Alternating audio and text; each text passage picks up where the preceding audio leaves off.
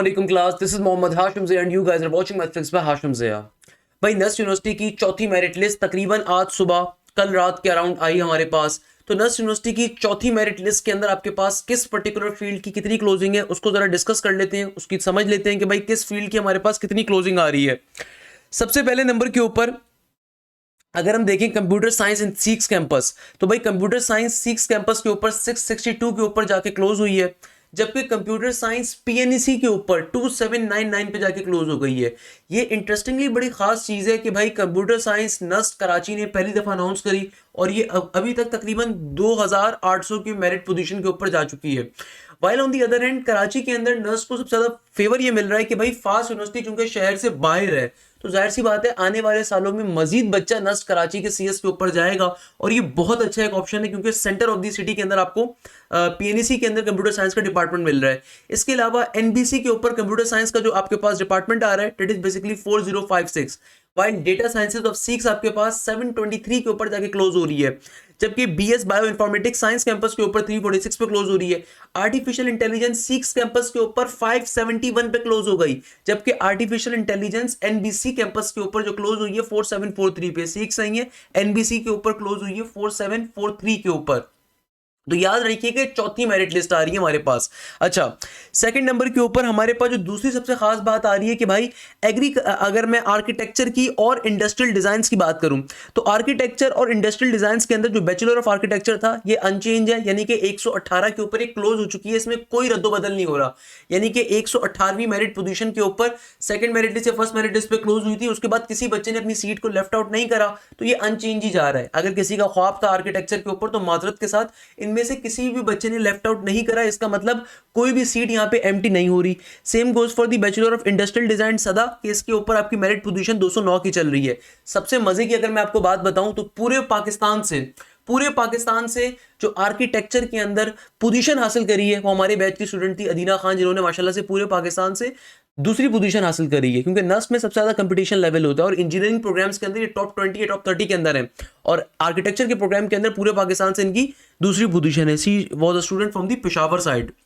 अच्छा, इसके अलावा अगर हम आगे देखें तो भाई इंजीनियरिंग प्रोग्राम्स के अंदर metallurgy and material engineering SCME campus 5640, avionics engineering CAE 2845, aerospace engineering SMME 2118 के ऊपर क्लोज हुई है, एरोस्पेस इंजीनियरिंग सीएई के ऊपर 2263 पे क्लोज हुई है, एनवायरमेंटल इंजीनियरिंग आईईएसई 5399 पे क्लोज हुई है, जबकि BE information security MCS campus 3487 पे क्लोज हुई है, naval architecture and engineering PNEC campus के ऊपर 8342 8342 पे क्लोज हुई है, जियो इन्फॉर्मेटिक्स इंजीनियरिंग आपके पास आईजीआईएस कैंपस के ऊपर 5215 पे क्लोज हुई है, जबकि कंप्यूटर इंजीनियरिंग सीईएमई कैंपस के ऊपर 2944 पे क्लोज हुई है, जबकि कंप्यूटर इंजीनियरिंग सीक्स के ऊपर आपके पास जो क्लोजिंग आई है इसकी 987 की आई है, सॉफ्टवेयर इंजीनियरिंग सीक्स के ऊपर हमारे पास 753 पे गई है, सॉफ्टवेयर इंजीनियरिंग एमसीएस के ऊपर 3031 पे क्लोज हुई है। तो बड़ी इंटरेस्टिंगली चीज है कि आपके पास किस तरीके से इनका आहिस्ता आहिस्ता आपके पास आगे वाले बच्चों के लिए जगह बन रही है। देखो बहुत सारे बच्चे, चूंकि आपके पास ये मेरिट लिस्ट आती क्यों है, क्योंकि जो पहले के बच्चे होते हैं किसी ने फीस पे नहीं करी, किसी का ऑलरेडी कहीं और एडमिशन हो गया, कोई बच्चा चौथी मेरिट लिस्ट या तीसरी मेरिट लिस्ट आने तक हिम्मत हार चुका तो उसने किसी और यूनिवर्सिटी के अंदर एडमिशन फाइनलाइज कर दिया, आईबीए में, लम्स में, या आपके पास जीआईकेआई के अंदर या यूईटी के अंदर, या पाकिस्तान से बाहर कहीं चला जा रहा है वो, तो भाई वो अगर अपनी फीस पे नहीं करेगा, by the way fourth merit list के बच्चों के लिए 26 अगस्त की डेडलाइन है कि 26 अगस्त से पहले इन्हें अपना एडमिशन कंफर्म करना है। अगर इन्होंने 26 अगस्त तक फीस पे नहीं करी तो फिर 28 अगस्त या 27 अगस्त को जब पांचवी मेरिट लिस्ट आएगी तो इन बच्चों का नाम नहीं होगा और जो सीटें वेकेंट होंगी उसके ऊपर न्यू बच्चों को मिल जाएगा एडमिशन, ध्यान में रखिएगा। एक और चीज जो मैं बार बार आप लोगों से कह रहा हूं कि अगर आपका प्रेफर्ड डिपार्टमेंट कुछ और था बट आपका नाम अभी किसी और डिपार्टमेंट में आ चुका है, तो काइंडली आप पहले फीस पे करोगे, उसके बाद नेक्स्ट मेरिट लिस्ट पे आप कंसीडर होगे। ऐसा नहीं हो सकता कि आपने फीस पे नहीं करी तो फिर नेक्स्ट मेरिट लिस्ट पे आप कंसीडर नहीं होगे, ध्यान में रखिएगा। खैर, इंजीनियरिंग प्रोग्राम्स के अंदर अगर हम देखें तो मैकेनिकल इंजीनियरिंग एसएमएमई कैंपस 1946 पे क्लोज हुआ, मैकेनिकल इंजीनियरिंग सीईएमई कैंपस 4728 पे क्लोज हुआ, मैकेनिकल इंजीनियरिंग पीएनईसी के ऊपर ये क्लोज हुआ 6360 के ऊपर, इलेक्ट्रिकल इंजीनियरिंग सीईएमई 4387 पे क्लोज हुआ, जबकि इलेक्ट्रिकल इंजीनियरिंग सीक्स कैंपस के ऊपर 1658 पे क्लोज हुआ, जबकि इलेक्ट्रिकल इंजीनियरिंग एमसीएस के ऊपर 5793 पे क्लोज हुआ, इलेक्ट्रिकल इंजीनियरिंग PNEC के ऊपर 6485 पे क्लोज हुआ, जबकि केमिकल इंजीनियरिंग SCME के ऊपर 4728 पे क्लोज हुआ। अच्छा, मैकेट्रॉनिक्स इंजीनियरिंग CEME के ऊपर 3589 पे क्लोज हुआ। आई रीड अ कमेंट के someone was asking sir mechatronic engineering कैसी है।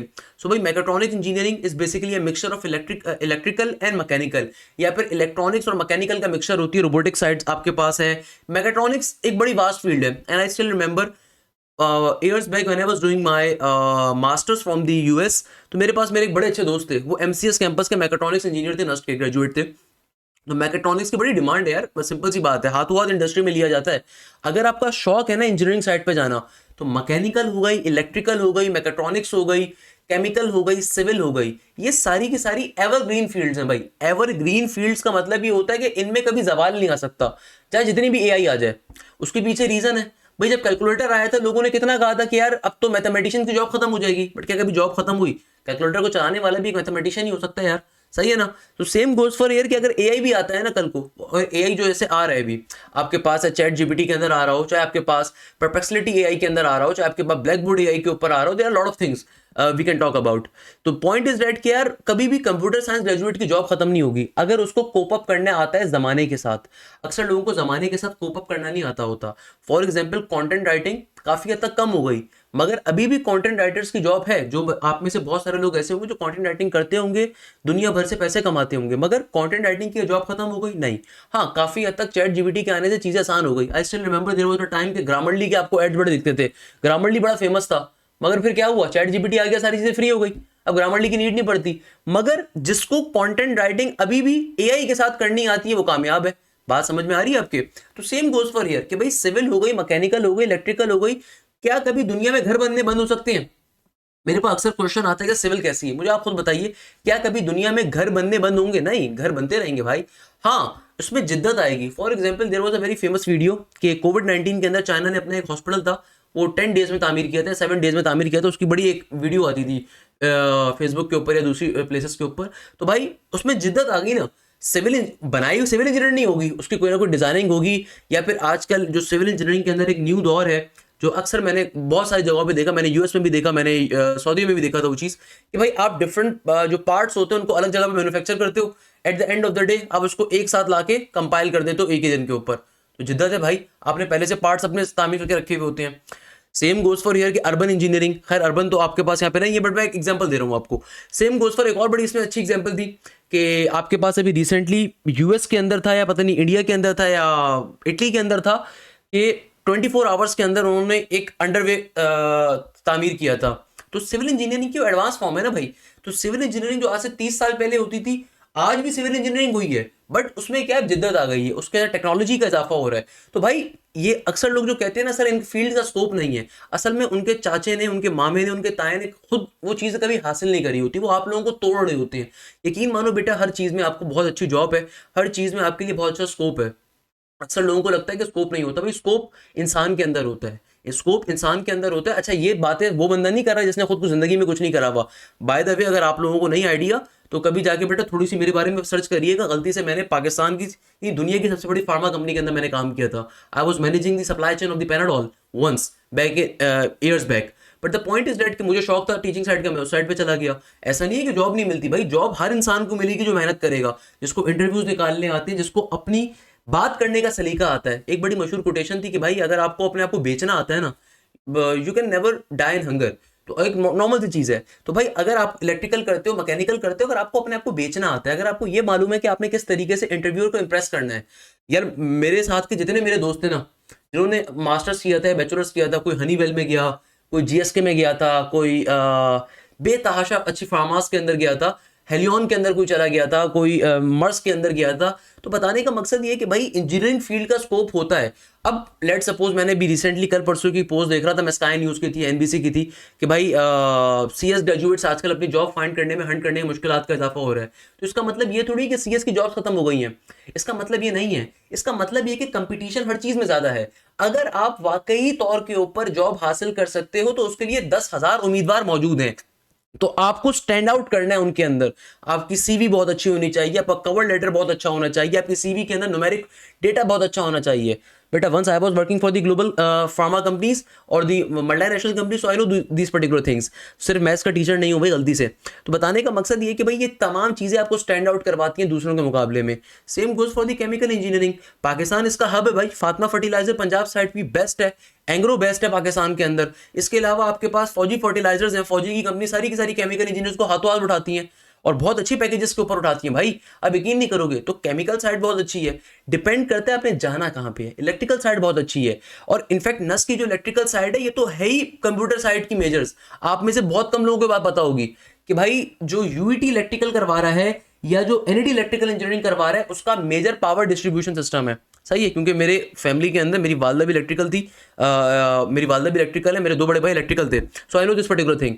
जबकि फास्ट यूनिवर्सिटी और नस जो इलेक्ट्रिकल इंजीनियरिंग ऑफर कर रहा है ना वो कंप्यूटर्स की मेजर्स के ऊपर कर रहा है। आप उसके फाइनल ईयर के कोर्सेज देखोगे तो वहां पे आपके पास जो कोर्सेज होंगे उसमें मेजरली कंप्यूटर साइंस और एआई के कोर्सेज होंगे। तो आप कल को अपना मास्टर्स में सीएस साइड पे इजीली कर सकते हो। And I know thousands of graduates जिन्होंने अपना बैचलर्स इलेक्ट्रिकल में करा था और मास्टर्स उनका सीएस के अंदर है, एआई के अंदर है। तो it's a very simple thing, क्योंकि इलेक्ट्रिकल एक मदर फील्ड है। तो अगर आप में से किसी बच्चे को मैकेनिकल साइड नहीं भी मिलती है, सीएस साइड नहीं भी मिलती, तो go for the electrical side. And I still remember a very good friend of mine, Rayan Aamir उसका नाम था, उसने नस सीख से इलेक्ट्रिकल इंजीनियरिंग करी थी बैक इन 2018 आई गेस। उसके बाद देन उसको अमेरिकन यूनिवर्सिटी ऑफ शारजा से 100% स्कॉलरशिप मिली थी। आज वो स्पेन में शायद बैठा हुआ है या पता नहीं दुबई में ही था। रिसेंटली मैंने उसकी पिक्चर देखी थी, स्पेन गया हुआ था, कहीं गया हुआ था घूमने फिरने। तो अ very good friend of mine. तो बताने का मकसद ये है कि भाई जॉब वो जो अपनी कर रहा है वो सीएस के अंदर कर रहा है, क्योंकि उसका मास्टर्स में सीएस के अंदर था, उसने सीख से इलेक्ट्रिकल इंजीनियरिंग करी थी। तो भाई ये चीजें आपको बहुत सारी मिलेंगी दुनिया के अंदर। तो इसको आप अपने जहन में रखिएगा कि कोई भी फील्ड बुरी या खराब नहीं होती, कोई भी फील्ड बुरी या खराब नहीं होती। आपने मेहनत करनी है यार, आपका नाम आ गया, गो फॉर इट। अपना पूरा एक साल जाया ना करो। एक अच्छी फील्ड में नाम आ गया इंजीनियरिंग फील्ड में, गो फॉर इट। ये चीज जहन में रखोगे, मैं बार बार आपको बात बता रहा होता हूँ। खैर, अगर हम बिजनेस स्टडीज और सोशल साइंसेस की बात करें तो मेरे प्यारे बच्चों, बैचलर ऑफ साइंस एडमिनिस्ट्रेशन यानी कि बीबीए 719 के ऊपर चला गया। वेरी गुड यार। अकाउंटिंग एंड फाइनेंस नस बिजनेस स्कूल का 714 के ऊपर गया। टूरिज्म एंड हॉस्पिटैलिटी हमारे पास 2144 के ऊपर गया। इकोनॉमिक्स S3H कैंपस के ऊपर 1017 के ऊपर गया। जबकि bachelors of public administration S3H के ऊपर 2015 के ऊपर गया। मास कम्युनिकेशन 2102 पे गया। साइकोलॉजी हमारे पास 1672 पे गया। लिबरल आर्ट्स एंड ह्यूमैनिटीज हमारे पास 2441 पे गया। एलएलबी हमारे पास 224 पे गया। बाय द वे, पूरे पाकिस्तान से एलएलबी हो या नस बिजनेस स्कूल के डिफरेंट प्रोग्राम्स हो, इसमें भी टॉप पोजीशन हमारे बैच से बच्चों ने स्कोर करी है। तो इधर if you are preparing for the बीकेट साइड, और you're preparing for the net or the ECAT side, और you're preparing for the MDCAT side, तो हमारे बैच में आपको हर डोमेन की स्पेसिफिक क्लासेस मिल रही होती हैं। सबके बैचेस अलग होते हैं, हमारे state of the art portals होते हैं, एप्लीकेशंस होती हैं। इसके अलावा पाकिस्तान के टॉप प्रोफेसर वहां पे टीचिंग कर रहे होते हैं, तो अपने दोस्तों से आपने लाजमी तौर पर शेयर करना है। इसके अलावा अगर नस अप्लाइड साइंसेस की बात करें तो बायोटेक्नोलॉजी ASAB के ऊपर 227 पे क्लोज हुआ। फूड साइंसेस एंड टेक्नोलॉजी हमारे पास 874 पे हुआ। बीएस एग्रीकल्चर हमारे पास 961 के ऊपर हुआ। एनवायरमेंटल साइंसेज हमारे पास SCEE के ऊपर 508 के ऊपर हुआ। जबकि नेचुरल साइंसेज के अंदर मैथमेटिक्स हमारे पास 1575 पे हुआ। फिजिक्स हमारे पास 1514 पे हुआ। केमिस्ट्री हमारे पास 1310 के ऊपर हुआ। तो भाई ये हमारे पास चौथी मेरिट लिस्ट का डेटा मौजूद है कि कौन सी फील्ड कब तक जाके क्लोज हुई। मैं आपको एक बड़ी मजे की अगर बात बताऊं कि देखो, तैयारी करना आपके हाथ में होता है और आपको कामयाबी देना अल्लाह के हाथ में होता है। सो भाई अगर आप अपने डिजायर्ड प्रोग्राम में नहीं जा सके तो भाई आपको जो भी प्रोग्राम ऑफर हो रहा है तो खुदारा पहले उसके बारे में रिसर्च करो। अगर आपका उसमें इंटरेस्ट डेवलप होता है, गो फॉर इट। इधर इट इज मैकेट्रॉनिक्स, इधर इट इज इलेक्ट्रिकल, इधर इट इज मैकेनिकल, इधर इट इज सिविल। आपका इंटरेस्ट अगर बन रहा है चले जाओ। देखो, लोगों की बातों पे यकीन मत करो। ये जो गली के अमजद भाई होते हैं ना, जो गली के कोने पे खड़े हुए होते हैं, जो बैठ के आपको मशवरा दे रहे होते हैं कि भाई मेरे फलाने बेटे ने या मेरे फलाने भांजे ने मैकेनिकल करी थी, उसको जॉब भी नहीं मिलती। यार इनकी जिंदगी के ऊपर जो है ना 2 बार दफा आपने बड़े बड़े हाथ देने हैं। मैं बड़ी सिंपल सी बात बता रहा हूँ, क्योंकि इन्होंने कभी ना तो इंजीनियरिंग पढ़ी हुई होती है ना इनका कोई इंडस्ट्री का तजुर्बा होता है। ये बात आपसे वो बंदा कर रहा है जो अपने कैरियर के पीक के ऊपर उसने इंडस्ट्री को छोड़ी थी। देखो, मैं अक्सर बच्चों को इसलिए बताता हूँ कि बच्चे इस कॉम के बड़े डिप्रेस होते हैं, कोई गाइड नहीं उनको मिल रही होती। वो गली के अमजद भाई जो पान की दुकान पे खड़े हुए होते हैं ना, या गली के कोने के ऊपर किसी चौराहे पे बैठे हुए होते हैं, किसी डेरे के ऊपर, वो बैठ के बताते हैं कि भाई मेरे फलाने बच्चे ने जो है ना वो मैकेनिकल करी थी, वो बेरोजगार है। यार तुम्हारा जो भांजा था या भतीजा तो बेरोजगार इसलिए है क्योंकि उसने 4 साल मेहनत नहीं करी, उसको जॉब लेने का तरीका नहीं आता था। वो इसलिए बेरोजगार है क्योंकि उसको ढंग से पढ़ना नहीं आता था। वो इसलिए बेरोजगार है, उसको बात करने का सलीका नहीं आता होगा। वो इसलिए बेरोजगार होगा कि उसको अपनी प्रेजेंटेशन देनी नहीं आती होगी। वो इसलिए बेरोजगार होगा कि वो इंतहाई निकम्मा नालायक होगा। हर इंसान आपके भांजे भतीजे जैसा नहीं होता, ये ज़हन में रखिएगा। तो भाई अगर आपको कोई भी फील्ड मिलती है और आपका उसमें इंटरेस्ट डेवलप होता है, I would 1000 times recommend go for it. देखो रिस्क ऊपर वाले के हाथ में है, रिस्क मेरे हाथ में नहीं है, रिस्क तुम्हारे हाथ में नहीं है। क्या गारंटी है तुम कल को कुछ भी कर लो तो तुम्हें रिस्क मिलेगा? नहीं, रिस्क ऊपर वाले के हाथ में, नसीब वाले के हाथ में है। बताने का मकसद ये है कि भाई आप किसी भी फील्ड में ग्रेजुएशन करते हो, पैसा आपको हर एक में मिलेगा, अच्छी अपॉर्चुनिटीज भी हर एक में मिलेंगी। डिपेंड करता है कि आपने 4 साल तरीके से अपने आप को परफॉर्म किया है। दूसरे नंबर पे मैं अक्सर बच्चों को, मेरे पास अक्सर बच्चे कैरियर काउंसलिंग के जब आते थे ना, तो मैं अक्सर अपने जूनियर्स को भी या स्टूडेंट्स को भी गाइड एक बहुत तरीके से करता था कि देखो, मैं एक सिंपल सी मिसाल देता हूँ, कंप्यूटर साइंस की एग्जाम्पल लो। नस के अंदर कंप्यूटर साइंस की लेट सपोज 200 सीट्स हैं, सही है। सीक्स के अंदर अलग सीट्स हैं, पीएनसी में भी कंप्यूटर साइंस आ गया। अच्छा, इसके अंदर फिर आप एआई को भी मिला लो, इसके अंदर फिर आप कंप्यूटर इंजीनियरिंग को भी मिला लो, इसमें सॉफ्टवेयर इंजीनियरिंग को भी मिला लो। तो लेट सपोज हद मार के टोटल सीट जो नस H12 में आपको मिल रही है 500 मिल रही है। इस 500 के अंदर आपने एआई भी डाल दिया, कंप्यूटर इंजीनियरिंग भी डाल दिया, सॉफ्टवेयर इंजीनियरिंग भी डाल दिया। फिर एमसीएस कैंपस के अंदर भी आपके पास आ रही है सीएस, फिर एनबीसी में भी कंप्यूटर साइंस का आ रहा है, फिर नस पीएनसी के अंदर भी कंप्यूटर साइंस आ रही है, फिर एनईडी भी कंप्यूटर साइंस ऑफर कर रहा है, सॉफ्टवेयर ऑफर कर रहा है, यूईटी भी कर रहा होगा, यूटी टेक्सला भी कर रहा होगा, यूटी पिशावर भी कर रहा होगा। जाहिर सी बात है ना। फिर फास्ट यूनिवर्सिटी भी कितने सारे बच्चे निकाल रहा होगा, उनकी तो स्पेशलिटी सीएस की है अकॉर्डिंग टू देम। फिर जेबिस जैसी यूनिवर्सिटीज भी हैं, बहरिया भी है, फिर आपके पास ये आईटीयू भी है, पीयूसी आईटी भी है। अब आप सोचो इस मुल्क के अंदर से हद मार के अब अपनी एक अंदाजे के मुताबिक 20,000 बच्चा कह लो, लेट सपोज 20,000 बच्चा हर साल सीएस का ग्रेजुएट हो रहा है। मैं एग्जांपल दे रहा हूँ, 20,000 बच्चा ग्रेजुएट हो रहा है। लेट सपोज मल्टीनेशनल एक है, फॉर एग्जांपल मैं एग्जांपल देता हूँ, एक मल्टीनेशनल है और माइक्रोसॉफ्ट है। माइक्रोसॉफ्ट की कोई पोजीशन आई तो 20,000 का 20,000 बच्चे ने अप्लाई किया फॉर एग्जाम्पल, तो क्या क्या ऑप्शन है कि वो आपको सेलेक्ट करेंगे? भाई आप में वो स्किल्स होनी चाहिए। वो स्किल्स यूनिवर्सिटी नहीं सिखाती, वो स्किल्स आप खुद से रिसर्च करते हो, वो स्किल्स के बारे में आप खुद से पढ़ते हो, कोई इंसान आपको गाइड नहीं करता। ये छोटी छोटी चीजें भाई आपको समझनी पड़ेंगी कि लेट सपोज मैकेनिकल इंजीनियरिंग इस पाकिस्तान जैसे मुल्क के अंदर 15 यूनिवर्सिटीज करवा रही है, हर साल मैकेनिकल का फॉर एग्जाम्पल 15,000 बच्चा ग्रेजुएट हो रहा है। मैकेनिकल की जॉब्स हद मार के 50 हैं, तो भाई वो 50 जॉब पे 15,000 बच्चा कैसे अप्लाई करेगा? भाई वो भी तो इंसान का बच्चा है ना जो 50 वहां सेलेक्ट होगा, या नहीं है? तो भाई यहाँ पे भी असेसमेंट्स होती हैं। आप में से कई लोगों को शायद नहीं पता होगा कि जिस तरह एप्टीट्यूड टेस्ट आप यूनिवर्सिटी का देते हो, वैसे ही आपको जॉब का भी देना पड़ता है। भाई दुनिया भर में होता है। गूगल का जब इंटरव्यू होता है ना, गूगल के इंटरव्यू से पहले गूगल का टेस्ट होता है, वो बेसिक एप्टीट्यूड टेस्ट होता है। उसके बाद फर्स्ट इंटरव्यू होता है एचआर, फिर सेकंड इंटरव्यू होता है आपके पास प्लांट इंजीनियर का, या जो भी आपका जो ऑपरेशन हेड होता है पहले वो लेता है। देन उसके बाद आपका जो पर्टिकुलर डायरेक्टर लेवल होता है वो लेता है। लास्ट के अंदर आपके पास एचआर हेड दोबारा इंटरव्यू लेता है। तो तकरीबन 5 से 6 इंटरव्यूज होते हैं। एंग्रो के अंदर भी ये सीन था, I remember when I was giving. GSK में भी ये सीन होता है। दुनिया भर की हर बड़ी कंपनी के अंदर ये एक तरीकेकार होता है कि 5-6 इंटरव्यूज होते हैं ताकि प्रॉपर असेसमेंट हो सके। बताने का मकसद ये कि भाई आपको जो फील्ड मिल रही है, तो अगर गैप ईयर आप नहीं लेना चाह रहे, तो जो फील्ड आपको ऑफर हो रही है उस पर आप चले जाइए, कोई मसले की बात नहीं, इसमें परेशान होने की जरूरत नहीं है। अच्छा, दूसरी चीज जो मैं यहाँ पे आपको डिफाइन करूंगा तमाम बच्चों को, कि लेट सपोज आपको बिल्कुल भी एडमिशन नहीं मिल रहा है या आपका मेरिट नंबर बहुत ही कम है, उस सूरत के अंदर फिर आप खुदारा अभी से तैयारी स्टार्ट करो। अगर आपका जो पर्टिकुलरली मेरिट पोजीशन है, it is crossing 20,000, it is crossing 18,000, it is crossing 16,000, it is crossing 13,000, something like that, उस सूरत में फिर मेरा आपको मशवरा ये होगा कि भाई आप अभी से तैयारी को स्टार्ट करो। देखो, जिस बच्चे ने भी थोड़ा सा भी ढंग से पढ़ लेना, तो उसका एडमिशन कंफर्म हो जाता है नस्ट के अंदर। तो भाई आपके पास अब टाइम अवेलेबल है कि अभी आप तैयारी को अपनी अभी से स्टार्ट करो। और अगर कोई फ्रेश बच्चा भी सुन रहा है जो रेगुलर का है, जो अभी ए लेवल्स के अंदर आया है, तो खुदारा ये चीज जहन में रखो, लोगों की बातों में ना आओ कि तैयारी बाद में स्टार्ट करेंगे। भाई सेकंड ईयर की परसेंटेज A2 की आपकी इक्विवेलेंसी कहीं नहीं देखी जाएगी। हर जगह पे ओ लेवल्स का रिजल्ट या तो काउंट होगा, नहीं तो आपका फर्स्ट ईयर का रिजल्ट काउंट हो रहा होगा जो बच्चे सेकंड ईयर में है, क्योंकि सेकंड ईयर की परसेंटेज तो अगस्त सितंबर में जाके आती है। तो हर जगह पे फर्स्ट ईयर की परसेंटेज काउंट होगी, हर इदारे के अंदर आपकी ओ लेवल्स काउंट हो रहा होगा। तो भाई अभी से तैयारी को स्टार्ट करो, ये टाइम है इंपॉर्टेंट तैयारी को स्टार्ट करने का। तैयारी कैसे करो? भाई तैयारी करने का तरीकेकार ये है कि भाई तमाम सब्जेक्ट्स को प्रिपेयर करो। तमाम सब्जेक्ट्स की सबसे पहले नंबर के ऊपर लाइव क्लासेस को लो। तमाम सब्जेक्ट्स की ना सिर्फ लाइव क्लासेस को लो, बल्कि उसकी मल्टीपल टाइम एमसीक्यूज की प्रैक्टिस करो। सबसे पहले तो जो भी आपकी फंक्स के एमसीक्यूज होते हैं, फंक क्या मतलब ये होता है, मैं बहुत जल्द एक अनाउंसमेंट करूंगा, आप याद रखिएगा। अल्हम्दुलिल्लाह एक बड़ी अच्छी मैं चीज पे काम कर रहा हूँ। तो जितनी भी आपकी फंक के पास पेपर्स हैं, इनकी प्रैक्टिस करो, प्रैक्टिस एमसीक्यूज चार्ट जाओ। इसके अलावा जितनी बोर्ड की किताबें उनकी एग्जाम्पल्स को गो थ्रू करो। देन उसके बाद पास पेपर्स के ऊपर जाओ, पास पेपर्स के ऊपर उसके बाद जाओ। हमारे बैचेस में सबसे खास बात क्या है कि देखो, कोई तो रीजन है ना कि हमारे बच्चों की नस में भी पोजीशन है, फास्ट में भी है, जीआईके में भी है, यूईटी में भी है, कॉमसेट्स के अंदर भी है, प्याज में भी है, लम्स में भी है, आईबी में भी है, एमडी कैट के अंदर भी है। तो भाई आप अगर इस दफा नस को देखो, तो नस में दूसरी पोजीशन पूरे पाकिस्तान से हमारे पास है। तीसरी पोजीशन आफिया रफाकत पंजाब के एक शहर खारियां के एक गांव देर से बिलोंग करती है, मेरे पास से थी।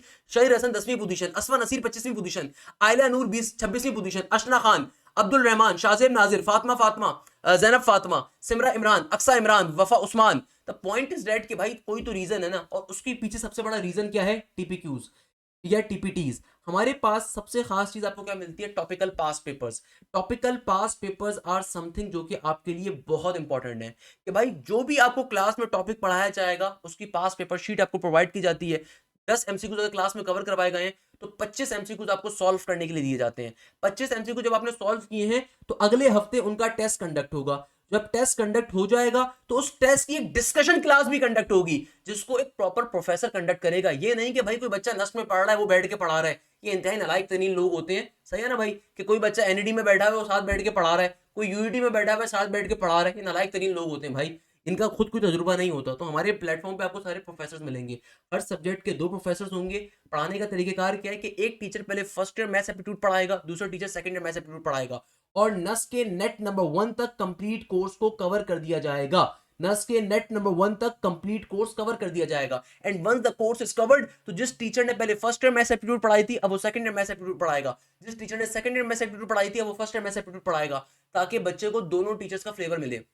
ये हर सब्जेक्ट के अंदर होगा, चाहे वो फिजिक्स हो, चाहे वो इंग्लिश हो, चाहे वो पर्टिकुलरली आपके पास जो बच्चे यूवीटी की तैयारी करने के लिए आएंगे, एनईटी की, मेहरान की, कॉमसेट्स की, तो वहां पे आपके पास केमिस्ट्री या कंप्यूटर होती है, तो हर चीज का फ्लेवर मिलेगा। अगर आप एनटीएस की तैयारी कर रहे हो तो क्वांटिटेटिव मैथ्स हो गई, एनालिटिकल हो गई, आपके पास हर चीज कवर अप करवा रहे होते हैं। हमारे डिफरेंट बैचेस होते हैं बहुत सारे, अल्हम्दुलिल्लाह। तो बताने का मकसद ये है कि भाई फिर एक तीसरा प्रोफेसर है जिसका काम क्या है कि जो भी टेस्ट कंडक्ट होगा, जो भी टेस्ट कंडक्ट होगा उस टेस्ट की डिस्कशन क्लास लेना और उसके अंदर उस टेस्ट के तमाम क्वेश्चंस को शॉर्टकट पे सॉल्व करवाना। इसके अलावा प्रैक्टिस मटेरियल को प्रिपेयर करना और तमाम के तमाम प्रैक्टिस मटेरियल बच्चों तक एक्सेस देना, उसका सॉल्यूशन रेडी करना। तो भाई आपको हमारे बैचेस में हर सब्जेक्ट के 3 टीचर मिल रहे हैं, यानी कि 2 टीचर तो सब्जेक्ट के हैं, प्रोफेसर नंबर 1, प्रोफेसर नंबर 2, जो कि नस के नेट 1 तक कोर्स कैसे कवर होगा? एक टीचर तो कवर नहीं करवा सकता।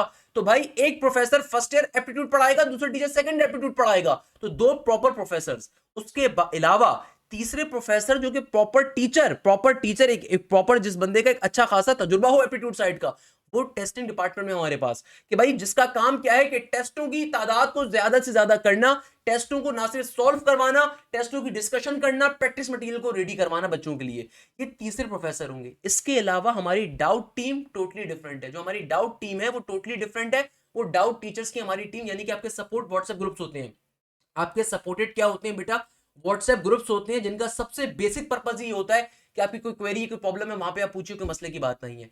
तो डाउट टीचर्स हमारे तीसरी चौथी चीज आपको मिल रही है, टोटली डिफरेंट होते हैं। इसके अलावा आपको एकेडमिक काउंसलर का एक्सेस मिलता है, जो पूरे पाकिस्तान में कोई इदारा आपको ऑफर नहीं कर रहा। अच्छा, एक साहब को मैंने देखा जिनका कोई रेलिवेंट तजुर्बा ही नहीं है टीचिंग साइड का। मैं क्या बोलूं यार उसके ऊपर, कहने को तो मैं कह सकता हूँ। बताने का मकसद ये है कि भाई एकेडमिक काउंसलर वो होता है जिसने इंडस्ट्री के अंदर काम किया हो। ये नहीं कि यार मतलब आपने कोई बीएससी एमएससी करा या इंग्लिश का एक टीचर बैठ के एकेडमिक काउंसलिंग करे, इट्स नॉट लाइक दैट। हमारे जितने भी टीचर्स हैं, जो हमारे जितने हमारे डायरेक्टर्स हैं, they all are either engineers, they all are either directors. उनमें से कई ने दुनिया की सबसे बड़ी फर्म्स में काम करा हुआ है। मैंने गलती से बेटा जीएसके में काम किया, कभी जिंदगी में हमने पेनाडोल अगर खाई हो तो पेनाडोल मैं अगर बताता हूं तो मुझे फखर है उसके ऊपर भाई। ये that was my catch point कि भाई I have manage the supply chain of the Panadol, I have manage the supply chain of the Egypt, Algeria, Lebanon and Jordan. तो मेरे पास वो इंडस्ट्री का तजुर्बा होता है। हमारे एक टीचर हैं, हमारे बड़े अच्छे दोस्त हैं, जो डायरेक्टर है हमारे प्रोग्राम्स के अंदर, sir Saad Waqar. He has worked for the Oracle, दुनिया की सबसे बड़ी ईआरपी की कंपनी है बेटा। ईआरपी के बारे में कभी पढ़िएगा, ओरेकल है क्या चीज। जिस तरह सैप एस4हाना है, एसएपी जिस तरह का है, उस तरह एक कंपनी है उसका नाम है ओरेकल। वो उनके बेटा हेड रहे हैं वहां पे टेक्निकल साइड के। तो भाई द पॉइंट इज डेट कि हमारे पास आपको एकेडमिक काउंसलिंग के लिए ऐसे बंदे मिल रहे होते हैं। हमारे जो academic counsellor sir Hanzala Bukhari हैं, वो ए लेवल्स के बड़े फेमस एक टीचर रहे हैं फिजिक्स के, और आज भी टीचिंग कर रहे होते हैं अल्हम्दुलिल्लाह। हमारे पास फुल टाइम के ऊपर होते हैं। वो खुद एक इंजीनियर है भाई, जिन्होंने दुनिया भर की कई कंपनीज के अंदर काम भी करा। इसके अलावा ए लेवल्स के अंदर उनका बड़ा तजुर्बा है। उनका ए लेवल्स के अलावा आखान बोर्ड के बड़ा तजुर्बा है। पॉइंट इज दैट कि ये रेलिवेंसी हम आपको प्रोवाइड कर रहे हैं जो कोई इदारा आपको प्रोवाइड नहीं कर रहा। और इसकी जो कॉस्ट होती है, वन टाइम कॉस्ट होती है। इस कॉस्ट में ना सिर्फ नस का नेट 1 कवर होगा, नेट 2 भी कवर होगा, नेट 3 भी कवर होगा, नेट 4 भी कवर होगा। यानी कि भाई अक्सर इदारों में आप देखोगे कि जब एक दफा कोर्स पढ़ा दिया गया तो अल्लाह हाफिज, बाय बाय टाटा, अब आइंदा दोबारा कभी कोचिंग में कदम नहीं रखना। हमारे ऑनलाइन प्लेटफॉर्म में थोड़ा फायदा आपको मिलता है। नेट 1 तक एक दफा कोर्स कवर होगा, फिर इसके बाद भी जो बैचेस स्टार्ट होंगे आपको उसका भी एक्सेस मिल रहा है। चाहे वो नेट 2 हो, नेट 3 हो, नेट 4 हो, यानी कि आपको अलग से कोई फीस नहीं देनी। अगर आप नस के अलावा डिफरेंट यूनिवर्सिटीज में अलग अप्लाई कर रहे हो, आप उसकी तैयारी भी हमारे पास से कर सकते हो इसी फीस के अंदर। आपको कोई एक्स्ट्रा चार्जेस नहीं है, कोई फीस एक्स्ट्रा नहीं देनी। तो ये सबसे बड़ी चीज आपको कहीं नहीं मिल रही। अल्हम्दुलिल्लाह, इस बात पे मुझे फख्र है, इस बात पे मुझे फख्र है, क्योंकि इस मुल्क के अंदर ऐसे ऐसे इदारे मौजूद हैं जो लूटने को बैठे हैं कि 40,000 रुपए का रिकॉर्डेड लेक्चर से कोर्स दे रहे हैं, और शर्म भी नहीं आती कि ना उनके पास एनईटी के अंदर पोजीशन है, ना नस्ल में कोई पोजीशन है, ना फास्ट में कोई पोजीशन है, ना जीआईके में है, ना यूईटी में है, ना आईबीए में है। एक आध यूनिवर्सिटी में कोई पोजीशन होती है, उसको बैठ के डंडोरा पीट रहे होते हैं। सही है ना भाई? तो हमारे पास अल्हम्दुलिल्लाह हर यूनिवर्सिटी की टॉप पोजीशन है। उसके पीछे रीजन है कि बच्चों का एतबार है कि इस मुल्क के हर जिले से, हर गांव से, हर शहर से हमारे पास बच्चा आने को तैयार होता है। और सबसे बड़ा वजह यही है कि हम जो प्लेटफॉर्म के ऊपर मेहनत कर रहे हैं, हम जितनी आपसे कॉस्ट लेते हैं ना, हमारी कॉस्ट क्या है पूरे साल की 7,500 रुपये। ये टीचर्स की कॉस्ट नहीं है। जो टीचर्स हमारे पास आते हैं वो मोर देन इनफ सैलरी के ऊपर आते हैं अल्हम्दुलिल्लाह। ये हमारी एकेडमी कॉस्ट है। द पॉइंट इज दैट कि हम इससे ज्यादा पैसा आप पे लगा रहे हैं। एक सब्जेक्ट के 3 प्रोफेसर्स, डाउट टीम्स हमारी टोटली डिफरेंट हैं, व्हाट्सएप सपोर्टेड ग्रुप्स हमारे डिफरेंट हैं, पोर्टल या एप्लीकेशन के एक्सपेंसेस हमारे टोटली डिफरेंट होते हैं। भाई आप जो कॉस्ट हमें दे रहे हो वो जस्ट मिनिमल है, जो कि पूरे पाकिस्तान में इससे कम कोई ऑफर नहीं कर रहा, इस तरह की फैसिलिटीज के साथ, इस तरह की फैकल्टी के साथ अल्हम्दुलिल्लाह। तो भाई हमारा जो न्यू बैच है 28 अगस्त से स्टार्ट हो रहा है, आप इसको बिल्कुल ज्वाइन कर सकते हैं। इसमें हर चीज आपकी कवर अप करवाई जाएगी इंशाल्लाह ताला। जबरदस्त आप लोगों को बैच में मुलाकात करूंगा आप लोगों से। जज़ाकल्लाह खैर, thank you so much. Hashim जैसा साइनिंग ऑफ।